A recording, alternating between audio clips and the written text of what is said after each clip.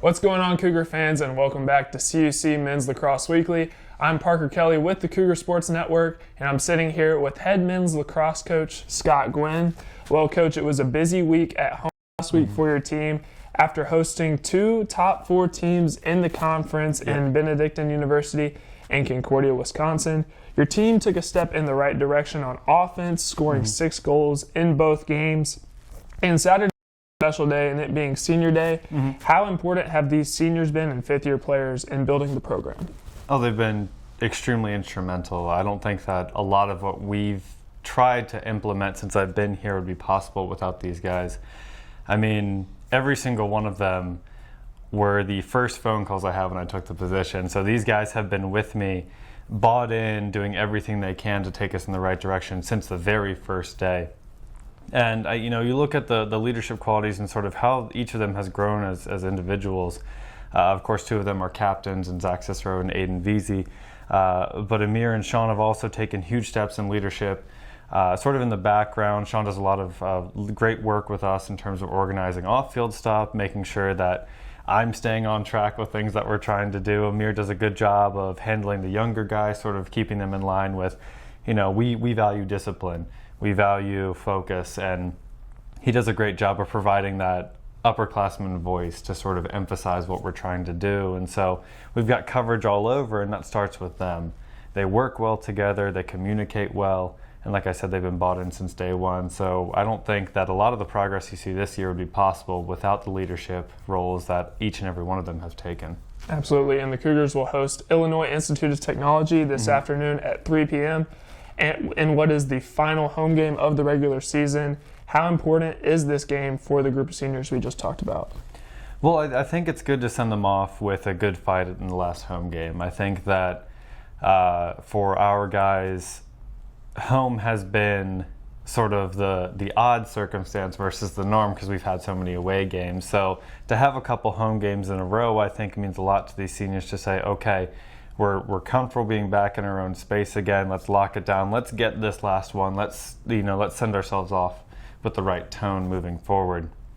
In terms of just what it means for the program, for this, like I mentioned with that senior leadership, for them to be able to step up and prove one more time in front of our home crowd, friends, family, and the like, that we can compete with anybody in the top half of the conference at home under any circumstances, I think is a huge way for them to demonstrate that we have taken steps forward, that all the work that they've done in the background will come to fruition, that it is starting to show.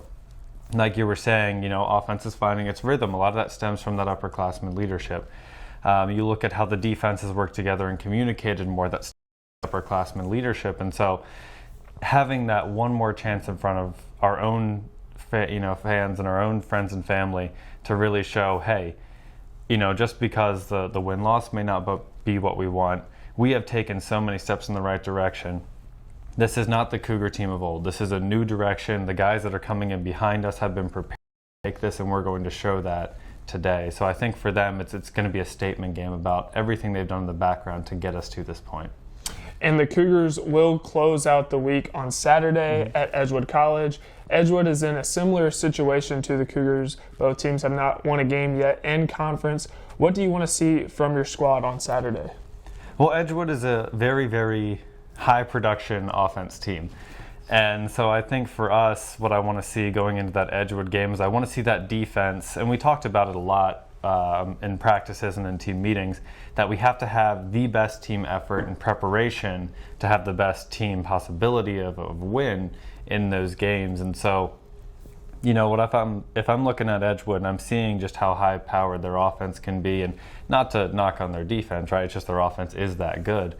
I want to see our defense lock it down and continue to play in games like they did against Northland, against Carroll, against Clark, against CU Dub, in recent memory, and sort of show we can take on any type of offense in any conditions. And so I'm hoping to really see that huge collective effort come together, us to play our best team defense to date and really give our offense an opportunity to shine, because I think on the offensive end, I want to see our offense get as close to double digits, if not at double digits, if we can in that game. We know that our goalie is going to step up. We know that at the face-off we have a good chance against them.